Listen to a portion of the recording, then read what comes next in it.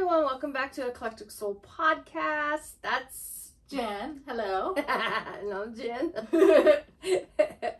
So, we just got done listening to A Court of Frost and Starlight. Yes, and I'm quite sad. Aw, why are you sad? Because there's going to be no more really good, monologues of Reese and Freya.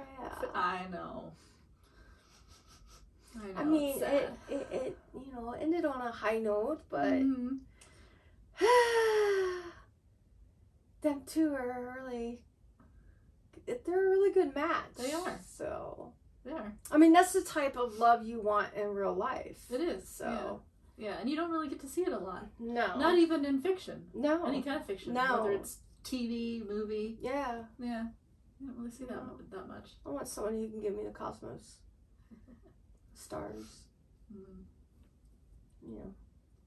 So, but Anubis, you listening? So, but there's no outline today. No. Usually I make an outline, but because this book isn't really an actual book, or novel, I should say, it's a novella. It's a celebration of winter solstice, which Jen and I actually celebrate. Yes, we do. So, yes.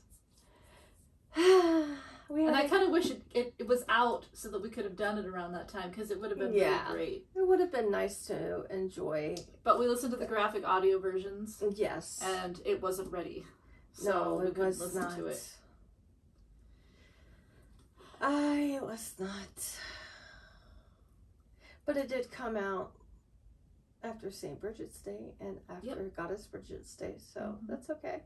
Yeah. Yay! And we're almost done with the series. Yay! So no, far. Boo! Well, at least what's what's with the series so far. Yeah, but I don't know if I'm going to be able to handle this next book, like you said. Well, we'll handle it together. No, I'm a shy person. And I'm not. Well, yeah, but you've read the book at least once prior to me, so. But it's okay. I mean, I almost choked on my dinner tonight. Well, those sex scenes. Oh, those sex scenes. But they're so romantic. Recent favorite sex scenes are so romantic. Oh, yeah, right. Fuck me. Uh-huh. But you know what I mean. It's still romantic. Like, the way that it's described and the way that it is. It's very, more on the romantic side. Yes, it is. It is. I want that in my life. But, But anyway, so what did you think of the book? Since I'd already read it before. I thought it was interesting. It was good. I think it was more just coming to the ending of the first year from the moment that Freya stepped into their world. And all the crap that she's been in since then. And good stuff that's happened to her, with Reese and having the inner circle that she's with. And, but, then the passing of the serial, the passing of her dad, her sisters being taken and forced into the cauldron. This book should have been a book of healing, in a sense. I think it's the beginning for Nesta. But I think it was showing the healing for the other sister. Elaine, yeah. I always want to, I can't just and I know someone with the name Elaine, you think I would freaking remember that, but it's no. But, she's really come out of her shell. And just it was like summarizing all the stuff that they have been through. And the winter solstice was a time to be grateful and to be thankful of what they have. And it's Freya's birthday, and it was her 21st birthday. I think the series does show dealing with trauma a lot and the healing process, because there's pretty much all the characters have some sort of a healing. Yes. But especially they focus a lot on the sisters and their different, ways that they heal and the stages in which they heal, and keeping busy. Right.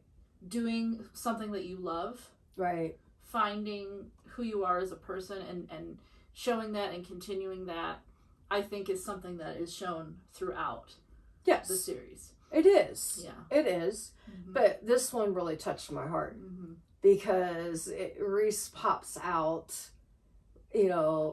holding this big cake. Yeah. Oh yeah. That Elaine put together. Right. And it shows the dresser or the drawers. It's 3 tiers and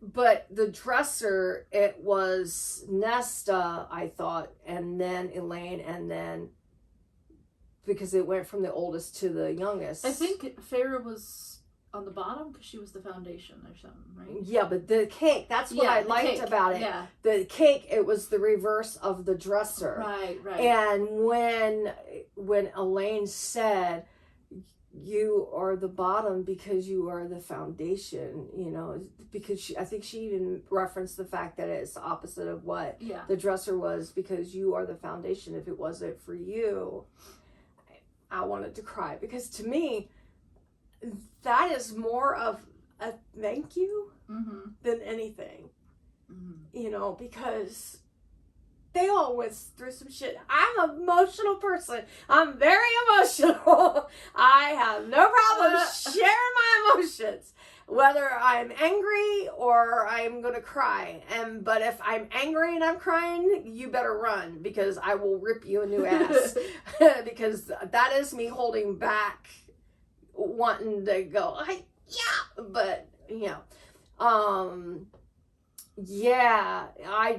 that just touched me, because even though Nesta wasn't there to offer anything, any words of sentiment or anything like that, the middle sister that wasn't speaking, didn't want to do anything, killed the man who killed her father. And, to say, you're the foundation of our family. If it wasn't for you, we really wouldn't be here. So that was very, very thoughtful and very loving and very kind and just very touching. So, and this book really is, it focuses on so many of the characters. Yes. Even if it's just small little moments, it just kind of shows you important emotional moments in each of their lives. Because obviously you have Feyre and Reese, which they go back and forth between their points of view, right? But we get a little of Cassian. Yes. We get a little of Asriel. We get a little of Moore's stories and stuff in there. Yes. You have a little bit of Elaine in there. You have a little bit of Nesta in there. Yeah. Lucian is in there. So there's just like these small, just little glimpses, right, of things showing people how they're healing in different ways. Right. Some of them aren't really healing. I mean, right. Even Tamlin, you get. Yeah. Even though, he's not our favorite person. Because we know who the fucktwad is. His name is Tamlin. And he could cry all his tears he wants to, because it's his party. Party of one. Yep. But, yeah, pretty much everybody is in a state of some sort of healing. And obviously, they're all at different spectrums. But yeah, I would say Tamlin's probably like Tamlin's really he's at the rock bottom. Yeah, but and then the fact that Lucian made the comment, you don't kick a man when he's down. Well, you don't kick a man or a woman when he's down. You were there. You saw what he put Freya through. How can you not justify how Reese could feel or Freya could feel after everything he's done to her? You were there. You witnessed it. Yeah, maybe she shouldn't have gone as far as she did, but she was hurt. She was mistreated. She was placed on display. She was trapped in a home. She was used to become the curse breaker. There was no real love there in the beginning. He made her fall in love with him. Yes. And that's what a narcissist does. Yes. And psychologically speaking, that's what a narcissist does. And I'm sorry, but if you don't want to be kicked when you're down, then don't be a douche. Don't be a fuck twat. Don't be an asshole. Treat people more kindly than when you don't. You get more back from them. You get honest respect. Not respect from being scared into being respected. But you get honest respect. And with that honesty and that respect also comes loyalty. When you scare someone into respecting you, you cower them into respecting you, there's no loyalty there. There's loveness there. There is people who don't like you, they only doing because if they don't do it, they're going to get beat. If they don't do it, their pay is going to get docked. If they don't do it, something's going to happen to them. And that's basically, after Freya opened up her mouth and said, okay, what about your friend, da da da da da, and then the warriors or whatever, the troops that protected that area realized that that's what he was doing, and they walked away. What do you expect? I mean, obviously what we're talking about is a very controversial topic when it comes to Tamlin. Yes, it is. I'm just throwing that out there because I don't want anyone to think that we don't understand that there are other opinions and views out there. Yes, there is. But between the two of us, we have a shared opinion that the whole first book is he's a narcissist, like you said. Yes. And whether he loves Feyre or not, we don't really necessarily believe that. I mean, I think he thinks he does. But again, I think it was all love bombing in the beginning. He had a goal that he was trying to fulfill, and everything lots that of he gaslighting. was, I mean, he was love bombing her basically, not because he was in love with her, but because he needed to get to a specific end, and the end was to have the curse broken, and that's what it was. Now, I'm not saying that he didn't develop any kind of feelings, like that he didn't care at all about her. Obviously, I think he did to some degree. I mean, he did take care of her family. I mean, he did do things. Yes. But again, I mean, a lot of that too is, he had an end game that he had to do. So you could argue that point, but I'm forgetting what I'm just like losing my train of thought. I know. But I know. But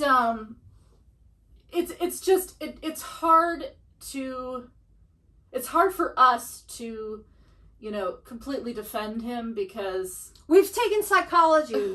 And I've been through this. I can't speak for Jen. That's up for Jen to speak for herself. But I personally have been in this situation.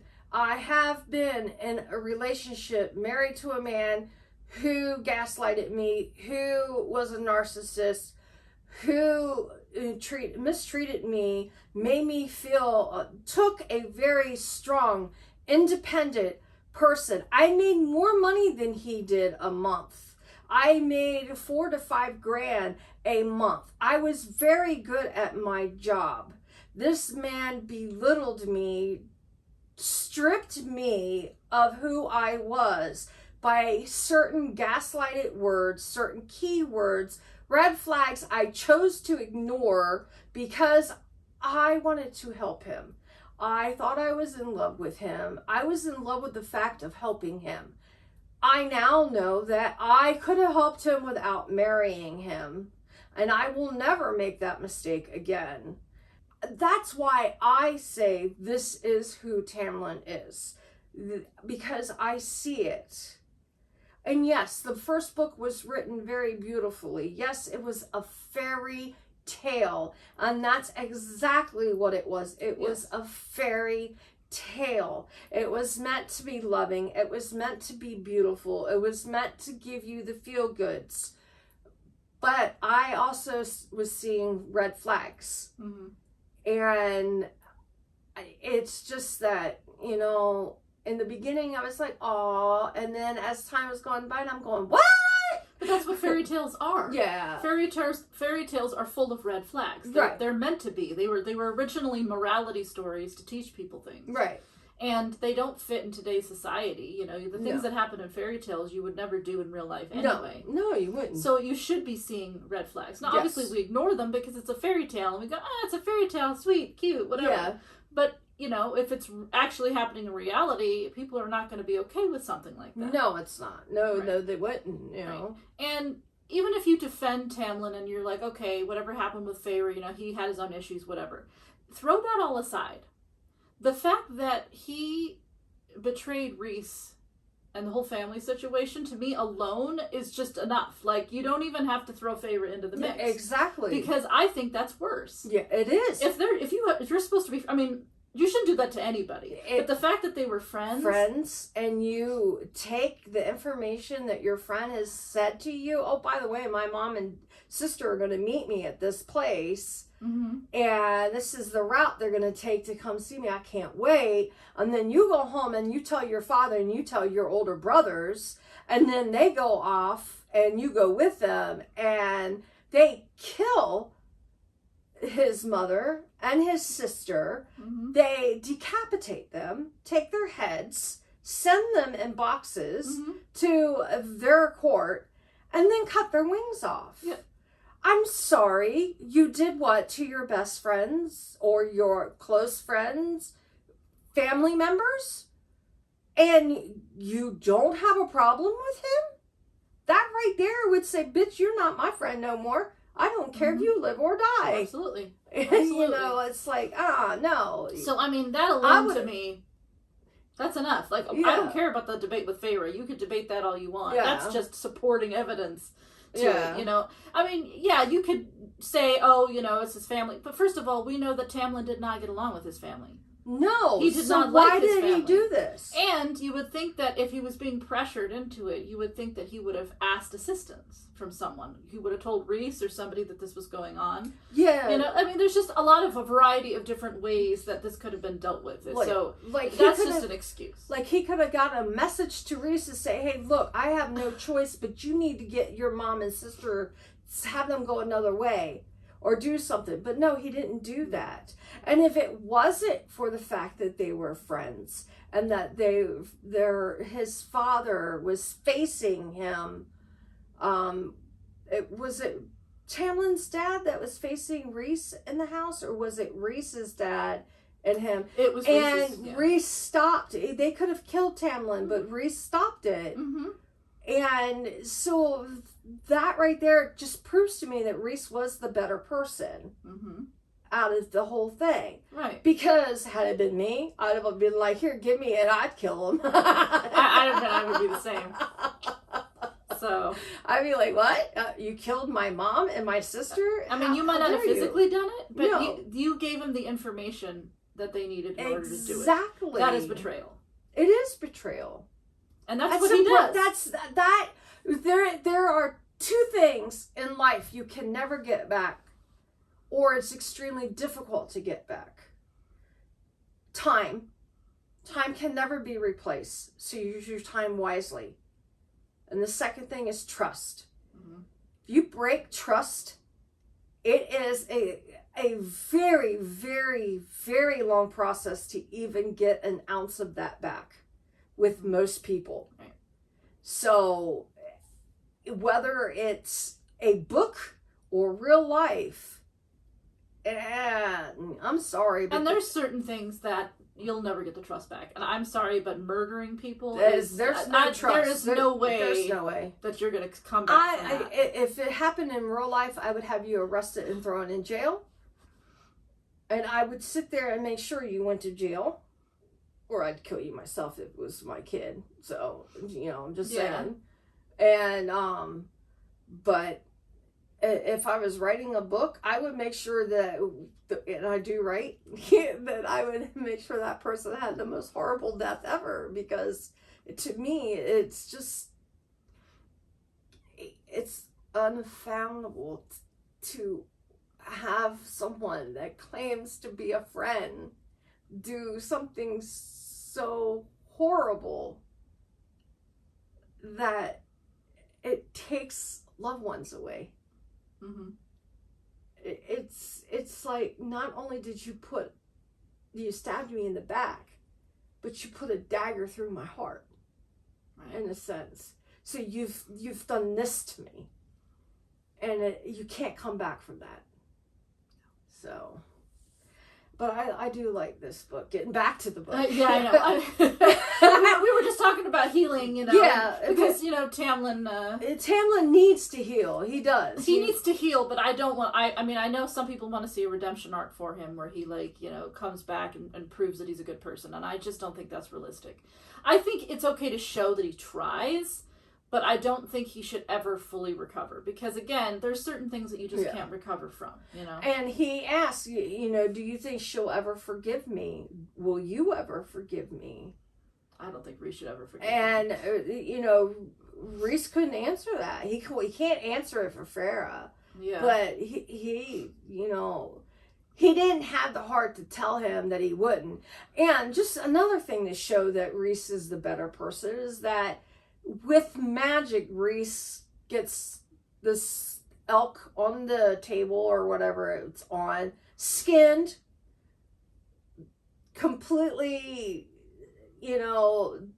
butchered, as in not butchered, but like like a meat butcher, mm-hmm, and then stacks it up on the counter next to the stove, and then lights a fire, puts a frying pan on, tells Tamlin not once but twice he needs to eat, and then throws a steak on there and says, you need to eat, Tamlin, mm-hmm, But he didn't have to do that. No. He didn't have to do that at all. But he chose to do that because that just proves that he has compassion. Mm-hmm. There is compassion inside of Rhys. He may never forgive Tamlin for what he did. He may have had to show like he's a badass the 50 years that everybody was locked under the mountain. Mm-hmm. But he was still trying to do what he could do to get people freed and to live. Mm-hmm. And this was a good year for him, with Freya and his family. I mean, they went through some stuff, but I mean, as far as Feyre and Rhys's journey, I mean, this book is like, they're kind of at the, I don't want to say anyone's fully healed, but out of all the characters, they're the characters that have healed the most. Yes. And it is kind of like a transition for them. Like, it's like they're ending and they're now beginning a new life. And Erin's getting used to being a high fae. Mm-hmm. More, we found out that she actually bought property 300 years ago, mm-hmm, and that's her little getaway, and no one knows about it but her. Right. And that's where she goes to get away from everybody and everything. And she still has a lot of, we know that there's going to have to be some stuff in the future, right? Yeah. Because she's still got Asriel, and she hasn't dealt with that issue. Right. So there's obviously still a lot for her. And her family. And that other fucktwat that, Eris, Yes. So there's, she's still got a long journey ahead. Yes. And now she's going to be traveling, on the continent and being kind of like an ambassador. Yeah. And that's what she's going to be doing. And because Rhys offered her that job, and I think that was his way of getting her away from, mm-hmm, them so she could start the healing process. Right. Cassian has some healing to do thanks to Nesta and what he went through with the war. Nesta has a lot of healing to do thanks to everything she went through, going through the cauldron, happened to be abducted from her own home, losing her dad, almost losing Cassian, mm-hmm, just, being in going from a human to a fae, not even really knowing how to function with that. And she was getting into it, and then this war broke out, and then that just beat her down even more, I think. Yeah, because she was struggling in the beginning, but then you could really see her take charge because she had a purpose. She felt like she was doing something. And again, we talked about this. Right. Healing. Yeah. In order to heal from trauma, you need to feel like you have a purpose. You need to be doing. You need to doing something that you feel passionately about. Right. And she felt very passionately about the humans and saving the humans. Right. And getting revenge and all of that. And so she really, during the war, she really was starting to heal in a sense. Right.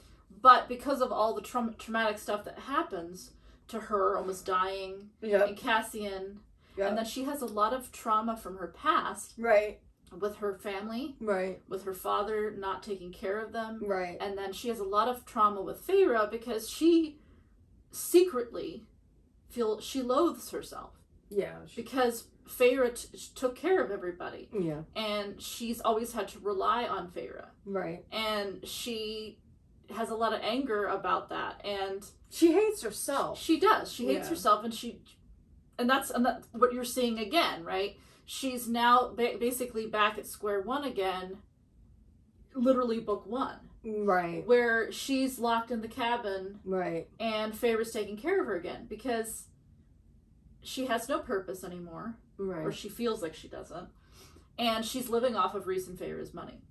Yeah. And Rhys keeps trying to give her jobs, but she won't go do them. So she can at least earn the money, but she won't go do them. So. And you would think that if someone's going to pay your way and they're offering you good money, and I know that he wasn't offering her something that she couldn't have done, you would think she would do it. But she doesn't feel passionately about it anymore. No, she has no purpose in life anymore. No. She is just existing day to day. Yeah, basically. Because now she lost her dad. She lost her dad without, because if we go back to the scene in the war when they see the 3 ships approach and they find out that it is their father, and each ship is named after each girl. Right. And to know that, he loved his daughters, and he felt bad about not having it or doing what he needed to do to take care of them, and I think he even got a chance to word some of it when before he passed, but it wasn't Nesta really didn't get to apologize for her behavior, and all 3 girls I don't think were together when it took place, because Nesta was on the field, Freya was going towards the cauldron, and they were all there. Well, I don't. And Elaine Elaine didn't show up until she kills the King of Hybern. Right. But they were separated on the field, though. Yeah, but Feyre was watching all of it unfold, remember? Because so she might have heard it, I think. Yes. But I don't think Elaine wasn't there until, the very end. But what I'm saying is that it was Nesta and her dad. Right. And that guy there. The King of Hybern. Yeah. Well,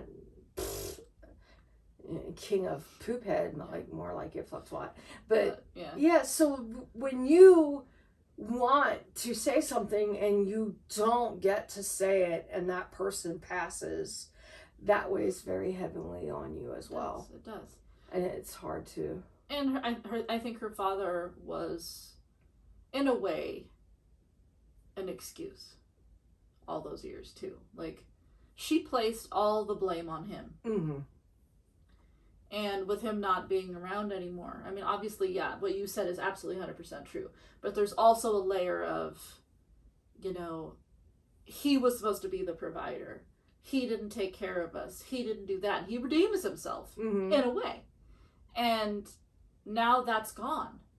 And now she has no one to blame but herself.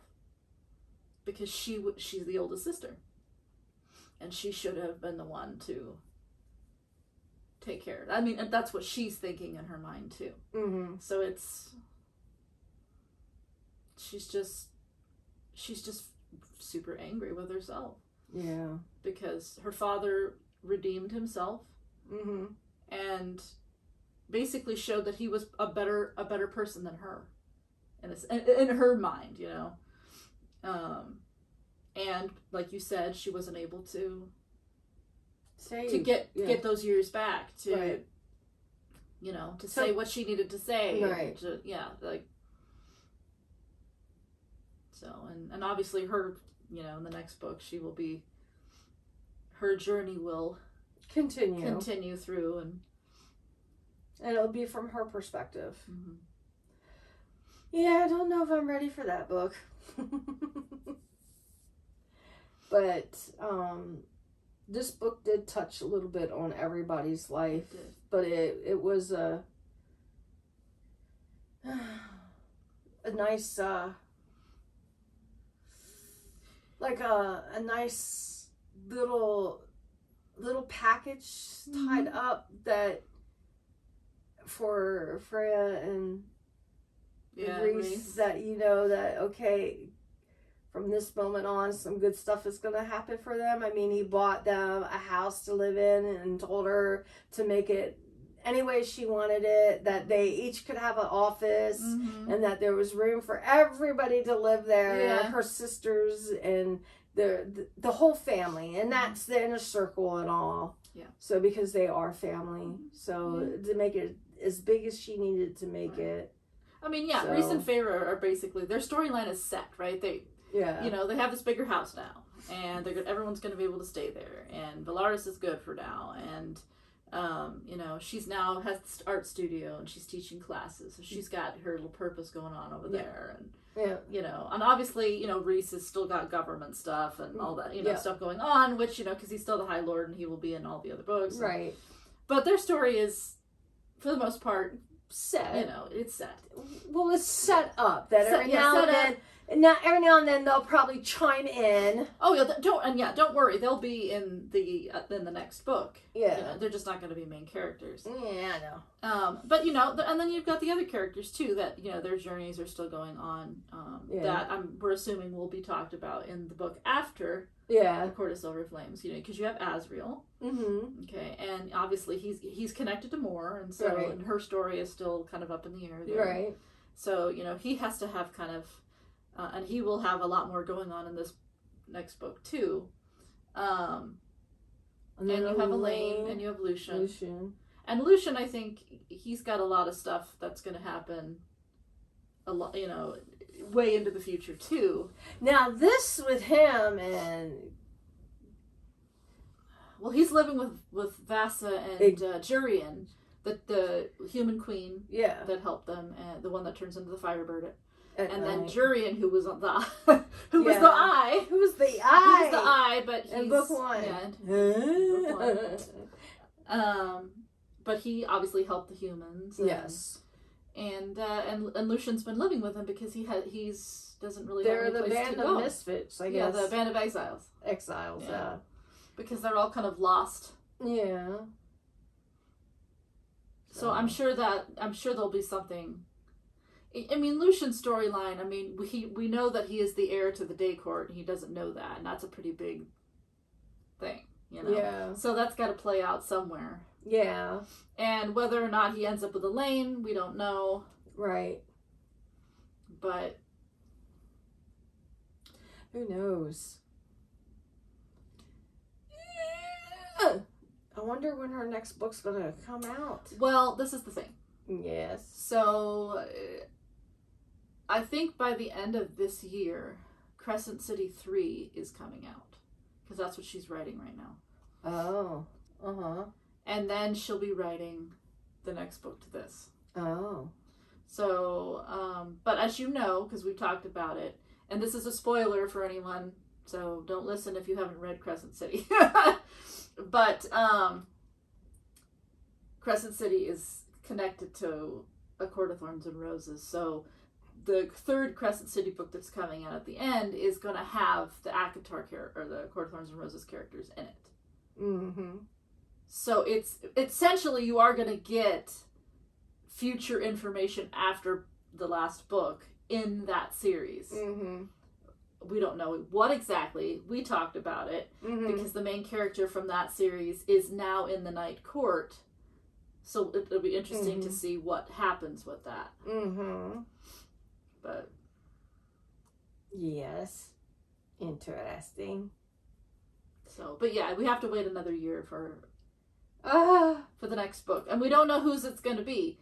But it's either going to be Asriel's, Elaine, Lucian's, or Moore's. That's my guess, because those are the other main characters, and all of their storylines are all kind of up. Well, there's Cassian too. No, Cassian and Nesta are a team. Oh. You look like you're gonna take a pill when you did that. Team. I mean, my guess is it's probably gonna be. I would say it's probably going to be Asriel's. That's just my guess, though. Only because he's so connected to all the characters that it would be so easy. Like, if you picked him as the main character, he's connected to Moore, and he's connected to Elaine, right? Mm-hmm. And Moore is connected to Eris. Mm-hmm. And Elaine is connected to Lucian. And it's a really good way to have all those storylines either pick up or reveal something in them. Mm-hmm. And then give more information in the book after that, because you know what I'm saying, like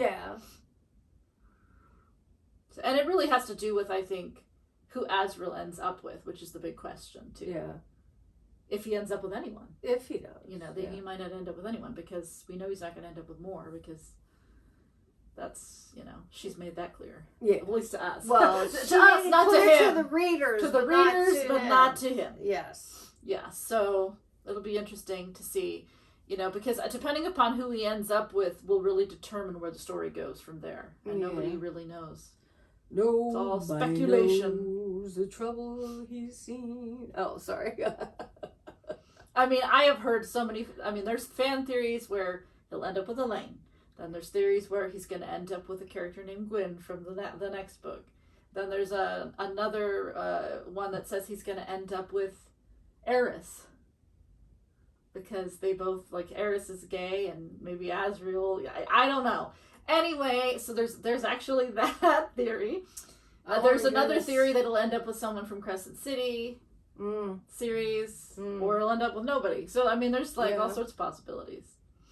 Yeah. And there's actually proof for pretty much every theory out there. So it's kind of hard to say. Yeah. It is kind of hard to say. I think it's still going to be a female, though. I think so too. But it would be really, really shocking. Just like out of the blue, you're like, whoa, is that what's going on the whole time? Uh-huh. Not the way he pines over Moore, though. Yeah, I know. Well, I guess it could be bi. Yeah, good. It's just what people. It's people say it because they always fight. You know what I mean? Every time they're together, they're just constantly like they hate each other. It's like sexual tension. No, I don't know. And because it's so left field, right? Like, it's just random. Yeah. But yeah. But I don't think he's going to end up with Elaine, but I could be wrong. Could be. You just don't know. It's hard to tell. Right at this moment, Yeah. But I like the fact that, he's polite to Elaine. Mm-hmm. And he cares enough about the inner circle that he's there, and he, still will be there for Moore in a heartbeat, and his brothers and his high lady and her sisters. So, well, maybe not Nesta, because right now everybody kind of hates Nesta. Yeah, right now. But people do struggle, It depends on what it is that a person does. I mean, if someone realizes what they're doing is wrong and they sincerely apologize and they correct themselves and then they really are adamant about correcting and moving forward, that's one thing. But when they make the same fucking mistake or just being the control freak over and over and over again, and that it makes it really difficult to keep a relationship, whether it's a working relationship or a friendship or, you know, a parent child relationship or a marriage. Right. When, you know, where one person is diligently trying everything to save it and the other person just sits there and goes, oh, it's all in your head. I didn't do no such thing. Well, then you should have listened to me. You know, it doesn't work that way. No. It doesn't matter what relationship you're in. Yeah. You know, if somebody has an issue and they want it addressed and they need help, you should never shut that person down. You should always listen and you know, acknowledge that you're listening to them. You don't have to necessarily understand, right, or even agree, right, but you have to acknowledge that they have an issue and that they need help. Yeah, and they're asking. Right. They're asking to, you know, I have a problem. I need someone to talk to. You know, I'm sorry I did this. Can you please listen to me? And I'm trying to understand this. But it's live in the moment. Yes. Live in your moment. Live in the moment. Yeah, so I know what's going to come up next time. What's good? What? The image that she gives Reese when the metal block goes down. Oh, yeah, but yeah. Come on, if anyone hasn't figured that out, if they read this book, they are silly. Well, I mean, that you kind of already know anyway, because the bone carver said, but... Yeah, I know. You just don't know when. I know. Yeah, so... That'd be so cool. And my favorite part of the book is the part with the snowball fight. And he wins it for 199 times in a row. That's real, yeah. Their winter solstice tradition. Yes. And then they get to hang out in the sauna. Yes. Until Reese gets kicked out. Yes. Because he gets a boner. Pretty much. Because this little man standing at attention, they kick him out. Yep. Because Feyre is sending him images. Naughty images of the table that they once did things on. Where he had pie. Yeah, where he had pie, yeah. Where she fed him soup and pie. And pie. But now you should understand my candle up there. Uh-huh. My Illyrian snowball fight. That's my ACOFAS Christmas candle. Oh, okay. Winter solstice. Yeah. Illyrian snowball fight. That's hilarious. Yes, now that makes sense. The one that went flying off the shelf? Yeah, that's weird. I guess because we're not having a snowball fight. But I guess not. You know, we need some snow. I guess we'll have to go to Duluth, Minnesota. Do they have a cabin there? I don't know. Yeah. Anyway, we're derailing. Okay. Oh my God. What was your favorite part? What was my favorite part? Her starting to paint again. Actually, I have several. Mm-hmm.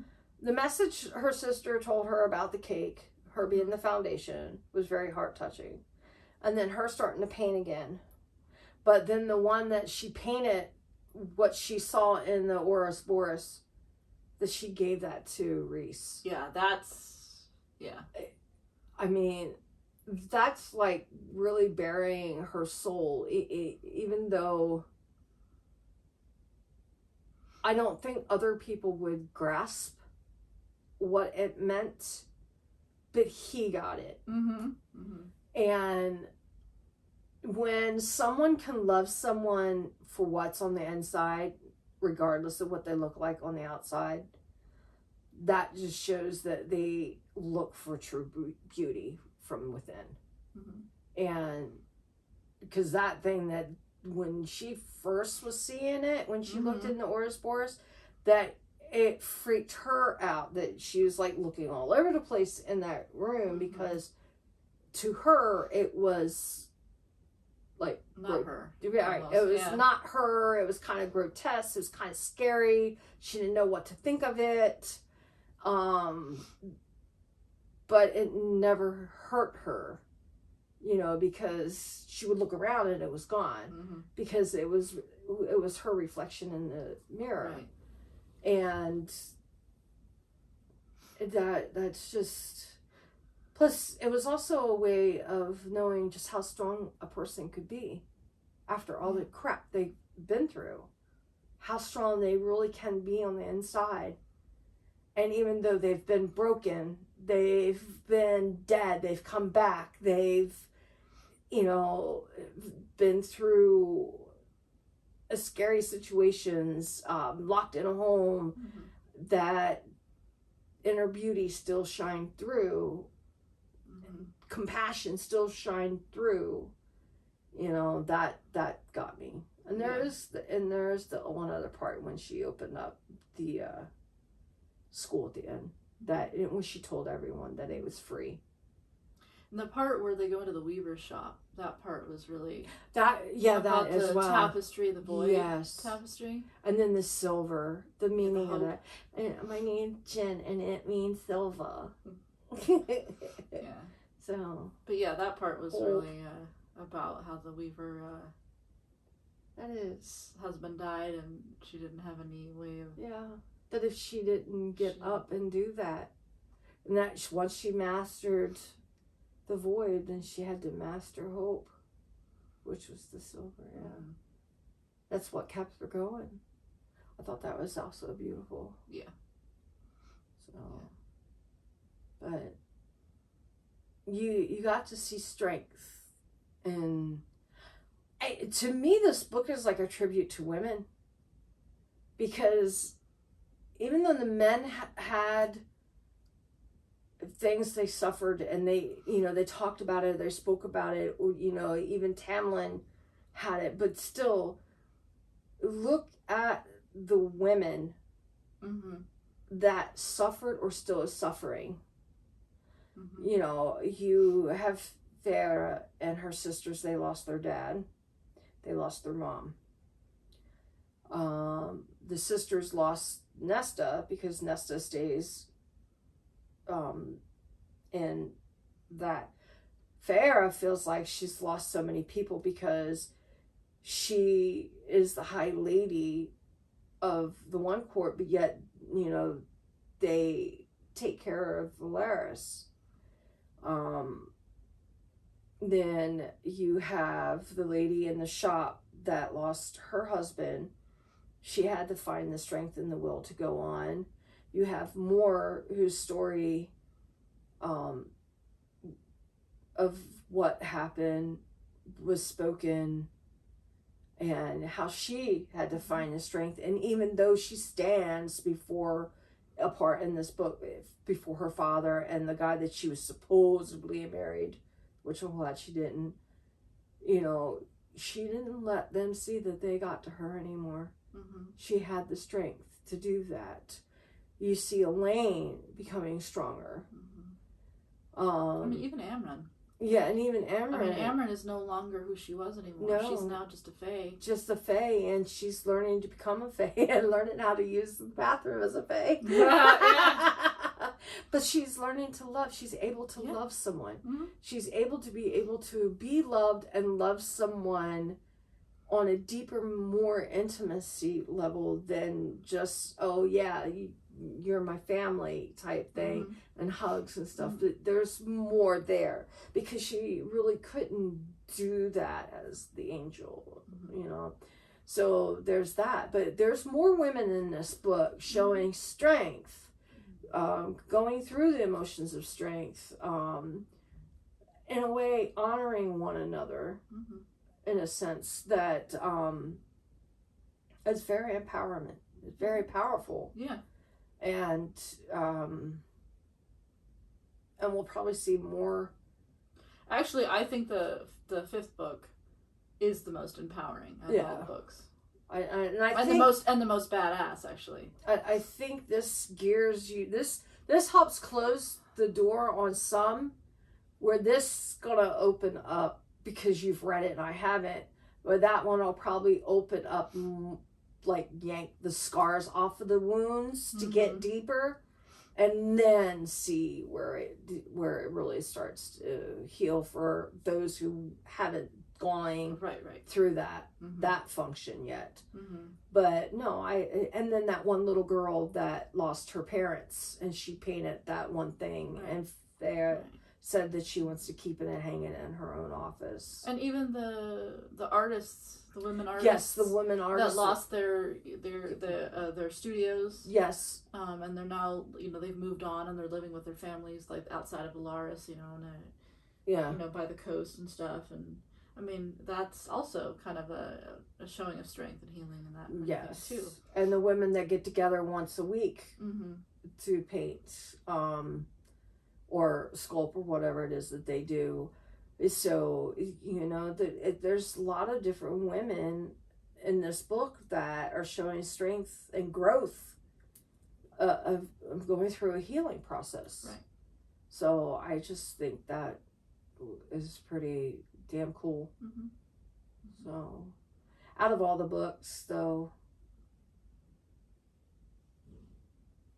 this is my favorite celebration, because to me that's what it is a celebration of strength and love and life. They're also different. They are also different, but I want to say that the book before this was actually probably my favorite out of the. I know you like chapter 55 and the other. Well, I mean, I love chapter 54. Chapter 4 is my favorite because that's the chapter that Reese tells her about everything that happened in book 1. Yes. Right. So. But yes, I like book 2, and I would say book 3, which is the one that you mentioned, is my next favorite book. Yeah. So to me it's 3 and then 2. 1 is the best fairy tale because that's what it is a fairy tale. It's like, here, I'm going to tell you a story. It's almost like a prequel. Yeah, it's like, it's here, I'm going to tell you a story. Now it's up to you to see if the story is true, if it's a fairy tale, if it's like, it kind of prepares you. It's like a mystery in a way. Yes. And then here's number 2. Now tell me what you really think. Right. What did you think of 1? And then, this is now how you see everything from the end of that. At the end of book 1 and the beginning of book 2, I think could probably have been its own book. And it is jarring. Yes. Because the beginning of book 2 is very depressing. Yeah, it is. And you're kind of like, whoa, because book 1 is so fairy tale-ish, right? And at the end, it's like, oh, everyone lives happily ever after. Well, or it gives you that implied feeling, even though there are little hints of, okay, Feyre's not doing well. Right. It's kind of like on the back burner. Right. And you know that her and Reese they kind of like mend things a little bit at the end. Yeah. But it still gives you that, like, they're going to go off into the sunset and live happily ever after. And then you start book 2 and it's like reality. Right. And you're so not used to that because you spent the entire first book living in a fairy tale. Right. You didn't have that as much. I warned you so much about it. Yes, you did. And the only reason I did that is because, dealing with people online and seeing so many people that, and even me, when I first read it, I didn't know what I was getting into when I read it. And it's just, it takes you a while because it's so like, what the hell is happening? Right. You know what I mean? Like, I'm trying to remember. Because like when they come back to Spring Court is either end of book 1 or the beginning of book 2. They are like heading off at the end. Yeah. Towards the Spring Court. And that's, like and they're heading off into the... It's like, like I said, like, right. It's like and so after. It's like, oh, they're so grateful to be home. And then you learn of Calumet and... No, that was the first one. It's like, whoa. But you that's when you start seeing the depression. Right. But that's where... Because she's starting to be, he doesn't want her to go outside. He doesn't want her to go anywhere. He doesn't really tell her why. Instead of being honest with her, well, I don't want you to leave the house because somebody might want to try to take you for themselves because you now have every High Lord's power. And they may want to breed with you and stuff. He probably knew that and never wanted to say anything. It took Rhys coming and saying something to them about her, thinking that she wasn't there. Is that the right? I'm trying to think. My stomach is not happy. I had a sub. I don't normally eat carbs like that, and it's not sitting well. But I was hungry. And I wanted spinach. But it's just like he begged Rhys not to tell anyone that I guess she was there. Was that book? That's book one. That's the part I was talking about the other day. Okay, so 2, when he came back and said, they're looking, there's been rumors of people looking for her. You should send her off. And then he sends her to go visit her family. That's book 1. That is book 1 too? Yeah. Oh my God. Yeah, see? It's been so long. Well, yeah, but see, when you read, and that's the thing too, like, book 1 is one of those things where you have to reread it after you've read at least book 2, but obviously the series, right? Because when you read book 1 for the first time, you don't understand what's actually happening, right? So, and now I can put parts of book 1 in the 2's area and 3's areas. Like, okay, now this is why they wanted her to go back there. Or this is why this one was killed, or this is why. Right, because so remember. Rhys, after Callan May, right? Because remember, he knows Feyre, right? He doesn't know her. He doesn't know her name, but he's been getting glimpses of her, right? And he's been living under the mountain, right? But when he meets her at Callan May, right? That's the first time. But then later, he goes to the manor or the estate. And that's the scene I was telling you about the other day. Right. Where Lucian and Tamlin and her are having food. They're having a meal. And they cloak her. And all of a sudden Rhys just shows up unexpectedly and they're like, oh crap. And they kind of like hide her off. And I think Lucian stands in front of her. And they glamour her so she's invisible. And he comes in because he's there, because of Amaranth. Right. Because that's the only reason why he would walk in the house in book 1. And he's there basically to check because the curse is supposed to be broken. It's getting close to the end time and she's getting really nervous about it. Right. And so he's there to kind of check and see what's up. And then eventually he realizes that somebody's there. He doesn't know who because he sees the place setting, her empty, that she's not sitting there. Right. And then he realizes that she's being glamored and then, he removes the glamour and all that. And then when he notices that it's her, that's when he starts to scare Tamlin. Right. Because he wants Tamlin to get her out of there immediately. Right. So that's why he's like, it starts getting really threatening and like... Right. And then he asks what her name is and that sort of thing. And that's why the next day, he sends her back to live with her family. Yeah. But there's... In book 2. In book 2, though, they're worried about other High Lords sending people out to get her because if they find out... I guess she used her power. Oh, it's when she shielded herself against... Is that book 2? It's book 2, but she never... When she's living with Tamlin, she never really uses her power. She doesn't know how to use it. No. And Tamlin refuses to let her do anything with it. Because he doesn't, he says that he doesn't want her to use it because he doesn't want anyone to find out about it. But Rhys is, he's the opposite opinion, right? Where he's like, so they're going to find out about it. Right. You can't just live forever, hundreds and hundreds of years and hide it. Someone's going to find out. But I thought she actually shielded herself in that cocoon. Oh, yes, she did. And that's when he realized she couldn't leave the house no more. I thought that was no. He was like that from the beginning. Like, well, I know, but she really couldn't leave. Like, go anywhere, even go outside. He would get scared, and then he would get worse, or he would. Yes. But he was. I mean, he was always like that. But and then of course, he just wasn't telling her stuff to begin with. Yeah, well, he's a fuck twat. But the thing is that some people are like, oh well, I don't see any evidence that he's like that in the first book, and the truth of the matter is that he is. He is. It's just you're not. It's just you're not looking. You're not looking at the first book with the right eyes. It's like I've told you, and I don't have no problem saying this. I'm saying it from a psychological standpoint. You either do not pick up on it because you do not know the red flags, or you do not pick up on it because you are living with someone who is treating you that way and you do not know the red flags. Right. So.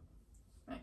Because, I mean, he was always aggressive. Yes. I mean, yes, they never got into a fight like he does in the second one. Right. But again, you have to remember that he's trying to break this curse. Right. So he shows that he's got temper and anger problems. He destroys rooms. He's aggressive. Yes. He doesn't he never says really anything about himself. Feyre never really gets to see the court at all. Nope. He tells her what to wear, how to look. The only nice thing he really done for her was to buy enough art supplies and stuff and let her have a room to actually have a small studio in the house. That was the only nice thing you do. But as a narcissist, you do nice things when you feel like you're losing control over someone. Or to get control. Or to even get a stronger hold on someone. Because love bombing is basically where you want the person to rely on you. Yes. They don't realize that they're doing it. It's not like it's intentional. But they want the person to just feel like they're the only person in the world, essentially, right? That will do anything for you. Right. So they try to give you everything that you need. Right. And that's what he does. I mean, he gives her the paint supplies, he gives her access to the library, he takes her to the Starlight Pool, he takes her to see the Will-o'-the-Wisps, and, I mean, there's these things that, I mean, he's not an evil person. I mean, he does these nice things, but again, he's doing it's hard to say that he's doing it out of the kindness of his heart because he has a curse. Right. And she doesn't know about the curse, and she can't know about the curse because that's part of the curse. Right. So it's just... And he has a very short time to get her to fall in love with him. Is coming upon 50 years. They have to have it broken by the 50th, the day of the 50th year, or they're stuck like that for the rest of their lives. Right. But anyway, we're going to say lovey. But yeah, so that was the cute little book here. Yes, it's going to be probably a couple of months before we get to the next one because they don't have it out yet. Yeah. And it is the largest book. Yeah. So it probably won't be till the end of April, maybe. So we're going to try to find some other book to fill in here somewhere, hopefully. So we'll let you know.